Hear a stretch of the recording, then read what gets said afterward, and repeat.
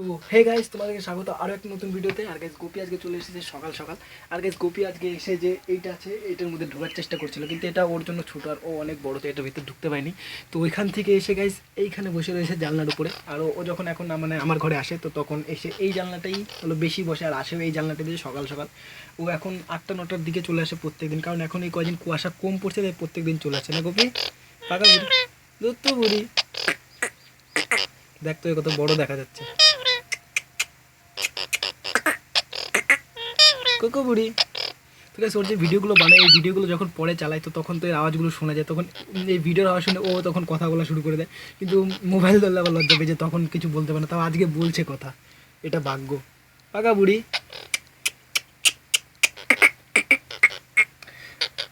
আয় পাকা বুড়ি, পাকা বুড়ি, এদিকে এদিকে আচ্ছা পাকা বুড়ি। এই তো গাইজ এই যে চলে এসেছে এইখানে। আর গাইজ মানে টিয়া পাখি ধরা খুবই সোজা। যখন প্রথম প্রথম ছিল তো তখন আমার ধরতে ভয় লাগতো যে ঠোকর দেবে কিনা।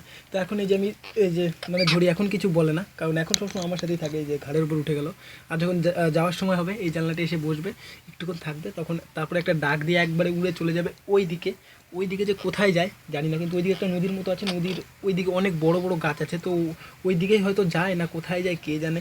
মানে এর সাথে যদি যাওয়া যেত তাহলে বোঝা যেত যে কোথায় যায়। আর গাইস এর সাথে একটা দল আছে, অনেক বড় একটা দলের। তো এর দলের সাথে আসে সকালবেলা।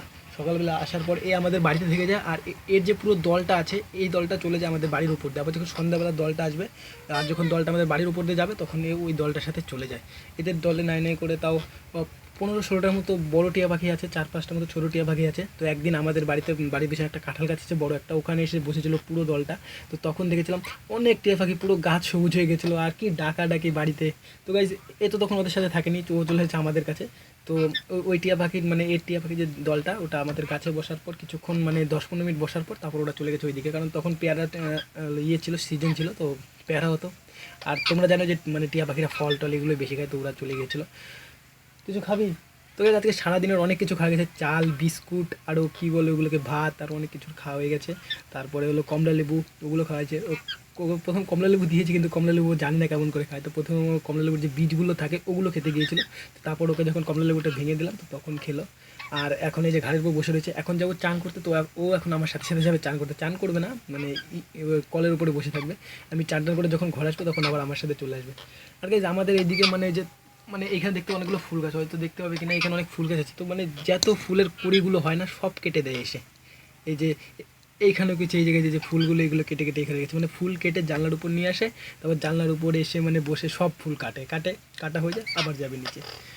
ও আস্তে আস্তে আস্তে আস্তে আস্তে আস্তে আস্তে দাঁড়া। তো গাইজ আজকের ভিডিওতে এতটুকুই, দেখা হবে পরে কোনো নেক্সট ব্লগে। আর গাইজ আমি নতুন একটা সিরিজ চালু করেছি, ওটার ফার্স্ট আপলোড হয়ে গেছে। তোমরা যদি না দেখে থাকো তোমার ডিসক্রিপশনে লিঙ্ক দেওয়া আছে, ওখান থেকে দেখে নিতে পারো। এই ভিডিওতে দেখা হবে পরে কোনো নেক্সট ব্লগে, তখন বাই।